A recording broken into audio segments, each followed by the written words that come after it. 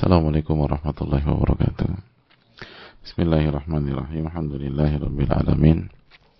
Wa bihi nasta'in ala umuri dunya waddin, wassalatu wassalamu ala asyrafil anbiya wal mursalin wa ala alihi wa sahbihi wa man sara ala nahjihi bi ihsanin ila yaumiddin wa ba'd. Allahumma salli wa sallim wa barik wa an'im ala nabiyyina Muhammadin wa ala alihi wa sahbihi. Hadirin Allah muliakan, alhamdulillah kita panjatkan puji dan syukur kita kepada Allah Tabaraka wa Ta'ala atas nikmat yang Allah berikan kepada kita, sebagaimana salawat dan salam semoga senantiasa tercurah kepada Rasulullah alaihi salatu wassalam beserta para keluarga, para sahabat dan orang-orang yang istiqomah berjalan di bawah naungan sunnah beliau sampai hari kiamat kelak. Hadirin Allah muliakan, semoga Allah memberikan kita ilmu nafi, ilmu yang bermanfaat, dan melindungi kita dari ilmu yang tidak bermanfaat. Dan semoga Allah Subhanahu wa Ta'ala menjaga kita semua, menjaga diri kita, menjaga keluarga kita, menjaga orang-orang yang kita cintai, menjaga guru-guru dan para ulama kita, menjaga umat Islam dimanapun berada, khususnya yang terzalimi, yang teraniaya. Dan semoga Allah Subhanahu wa Ta'ala mengangkat kesulitan kita dan mereka semua, amin ya rabbal alamin. Sebagaimana kita harus terus berusaha dan berdoa kepada Allah Subhanahu wa Ta'ala agar Allah memberikan taufik kepada kita untuk bisa mengamalkan ilmu-ilmu kita. Hadirin Allah muliakan, kita akan kembali bersama Riyadhus Shalihin, sebuah kitab yang ditulis oleh Al-Imam Yahya bin Sharaf bin Murri Abu Zakaria, atau yang bisa dikenal dengan nama Al-Imam An-Nawawi rahimahullahu ta'ala. Dan hadirin Allah muliakan,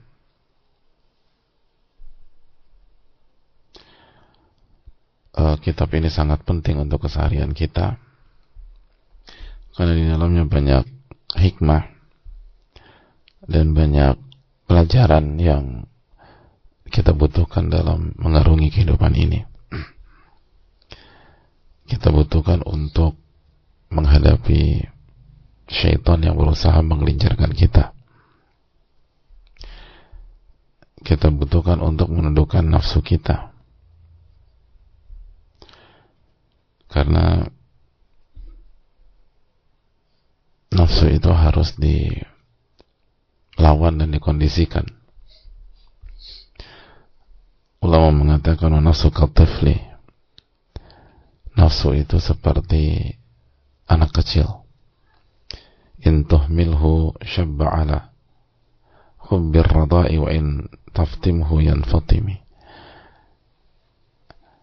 Kalau Anda biarkan, maka dia akan menyusu sampai dia remaja. Tapi kalau Anda sapih, dia akan berhenti menyusu. Jadi kata para ulama, nafsu itu seperti anak kecil yang menyusui. Anak kecil yang menyusui. Kalau disapih ya berhenti. Tapi kalau nggak disapih, terus dia akan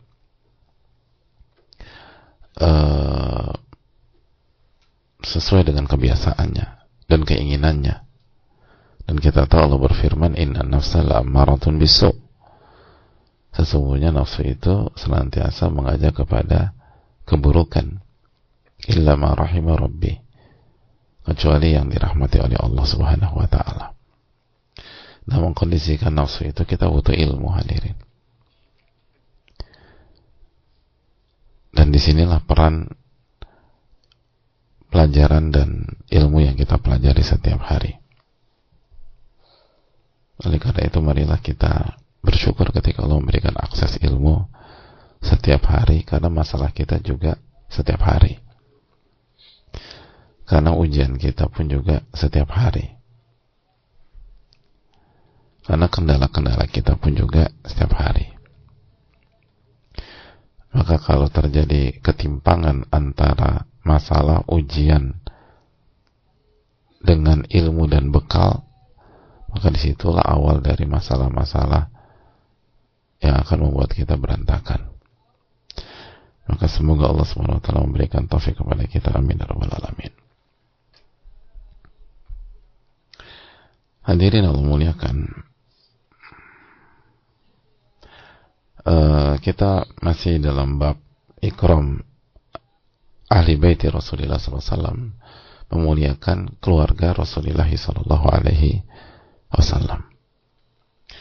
Dan kita sedang menjelaskan keterangan para ulama tentang kesimpulan dari bab ini, atau kesimpulan dari hadis Zaid, kesimpulan dari wasiat Rasulullah SAW,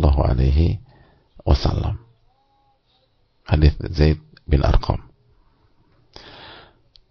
Dan kita sudah jelaskan bahwa ulama menjelaskan keluarga Rasulullah SAW adalah keluarga yang paling mulia dari sisi darah dan strata sosial dan nasab. Maka wajib bagi setiap muslim menjaga hak-hak mereka dan menjalani wasiat Rasulullah SAW di maksudnya wasiat Nabi SAW di hadis Zaid bin Arqam. Dan kita harus mengetahui kedudukan mereka, dan kita harus loyal dengan mereka, mencintai mereka, memuliakan mereka, memuji mereka,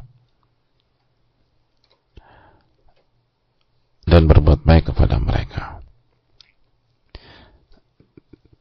dan bersalawat dan taslim kepada mereka, sebagaimana salawat Ibrahimiyah yang biasa kita baca di dalam salat kita. Allahumma salli ala Muhammad wa ala ali Muhammad kama sallaita ala Ibrahim wa ala ali Ibrahim innaka Hamidum Majid. Allahumma barik ala Muhammad wa ala ali Muhammad. Jadi ya, Allahumma salli ala Muhammad wa ala ali Muhammad, dan kepada keluarga Muhammad. Atau salawat secara umum, Allahumma salli wa sallim wa barik wa an'im ala nabiyina Muhammad wa ala alihi, misalnya. Jadi setelah ala nabiyina Muhammad, lalu kita tambahkan wa ala alihi, yaitu dan kepada keluarga Rasulullah sallallahu alaihi wasallam.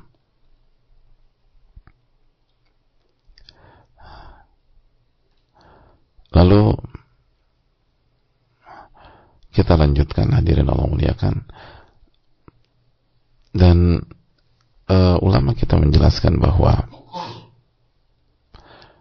di antara kewajiban kita kepada keluarga Rasulullah SAW adalah wa inzaluhum manazilahum allati yastahiqunaha bil adl wal insaf la bil hawa wa ta'assuf.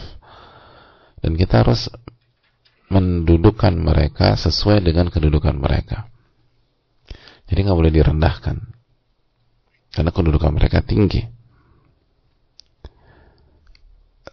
sebagaimana yang layak mereka dapatkan. Jadi kita harus berikan kedudukan mereka yang layak mereka dapatkan, dan itu semua harus dengan asas keadilan dan objektivitas. Nah, itu la bil hawa wa ta'assuf, bukan dengan hawa nafsu, bukan dengan hawa nafsu, bukan fanatisme, bukan suka-suka, bukan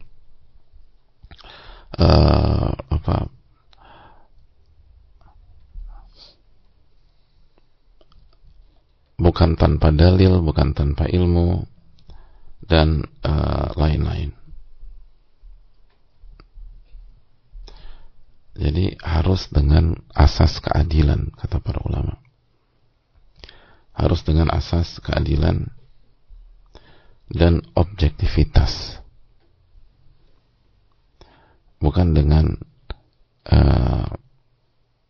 hawa nafsu kita, atau pakai bahasa bukan ifrat, bukan tafrid,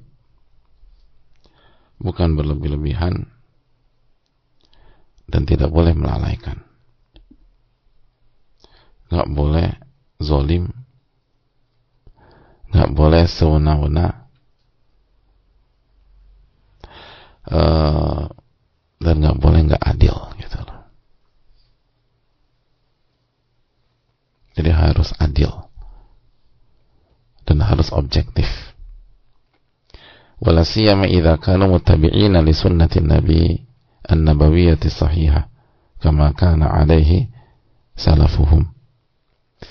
Apalagi kalau mereka mengikuti sunnah Rasulullah sallallahu alaihi wasallam, sebagaimana yang dilakukan oleh generasi pertama atau generasi pertama mereka. Maksudnya seperti istri-istri Rasulullah SAW yang mengikuti sunnah nabinya dan suaminya, nabi mereka dan suami mereka alaihi salatu wassalam, seperti anak-anak beliau seperti Fatimah radhiyallahu taala anha, seperti Bani Hashim dan Bani Al-Muttalib dan seterusnya yang mengikuti sunnah Nabi sallallahu alaihi wasallam. Wal hadar min idzaihim wal isaati ilaihim, dan wajib berhati-hati dan memperingatkan umat juga jangan sampai menyakiti mereka dan berbuat buruk kepada mereka atau merendahkan mereka dengan ucapan dan perbuatan. Jadi harus hati-hati, jangan sampai menyakiti mereka, berbuat buruk kepada mereka dan merendahkan mereka dengan ucapan maupun dengan perbuatan. Fa inna tawqirahum wa birrahum min tawqiri Rasulillah sallallahu alaihi wasallam. Nah, ini penting. Karena memuliakan mereka, berbuat baik kepada mereka, itu termasuk memuliakan dan berbuat baik kepada Rasulullah sallallahu alaihi wasallam ini.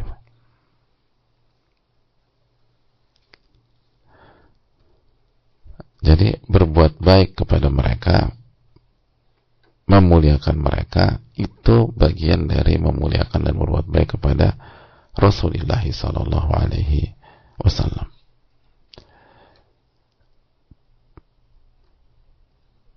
Nah, ini hal yang perlu kita tanamkan bersama-sama.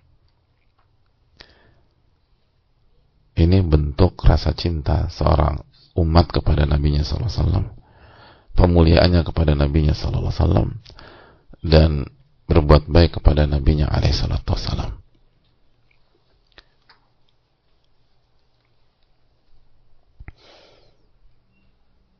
Jadi ini bagian.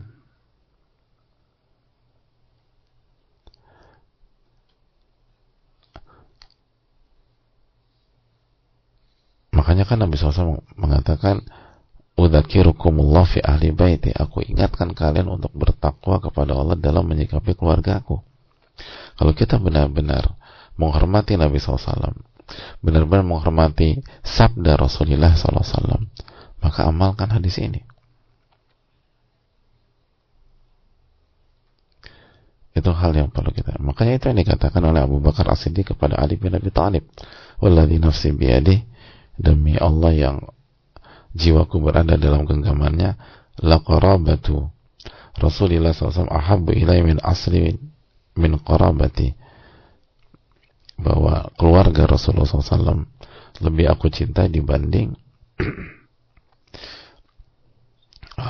nasab dan kekerabatanku. Itu kata Abu Bakar radhiyallahu ta'ala di hadapan Ali bin Abi Thalib radhiyallahu ta'ala an. Kenapa? Karena Abu Bakar As-Siddiq radhiyallahu ta'ala adalah manusia yang paling mencintai Rasulullah SAW dan yang paling menghormati Rasulullah SAW dan paling berbuat baik kepada Rasulullah sallallahu alaihi wasallam. Itu poinnya.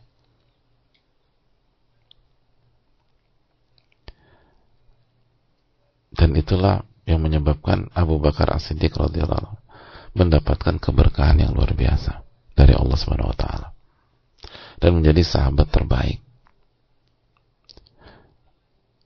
radhiyallahu taala dan menjadi manusia terbaik setelah era kenabian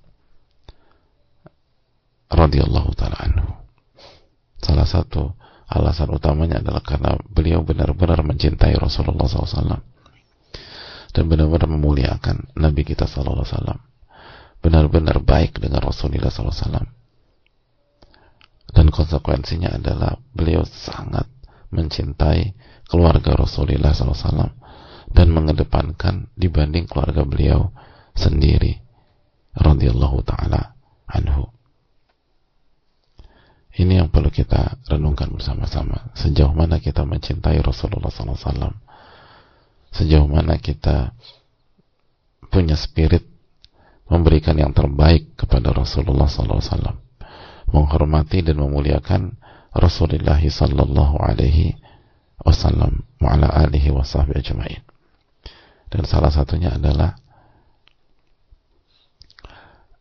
memuliakan keluarga Rasulullah SAW. Dan itu tadi, misalnya kita membaca hadis-hadis tentang istri-istri Rasulullah SAW, itu harus memuliakan.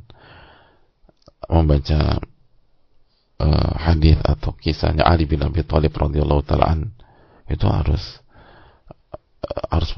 ada rasa memuliakan dan mencintai secara khusus karena beliau adalah Ahlul Bait. Misalnya ketika baca misalnya cerita tentang Al-Hasan dan Husain radhiyallahu ta'ala anhuma, itu ada sisi tambahan dalam diri kita, dan begitu seterusnya.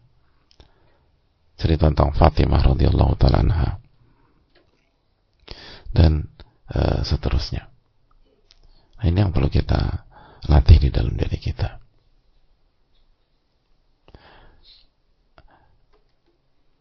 Saya rasa cukup sampai di sini, dan insya Allah kita akan lanjutkan. Dan sekali lagi, kalau kita ingin meningkatkan kualitas kita dalam bab ini, maka tingkatkan cinta kita kepada Rasulullah Sallallahu Alaihi Wasallam. Allahumma inna nas'aluka ilman nafi'an wa na'udzubika min ilmin la yanfa'. Subhanaka wa bihamdika, asyhadu an la ilaha illa anta, astaghfiruka wa atubu ilaik. Assalamualaikum warahmatullahi wabarakatuh.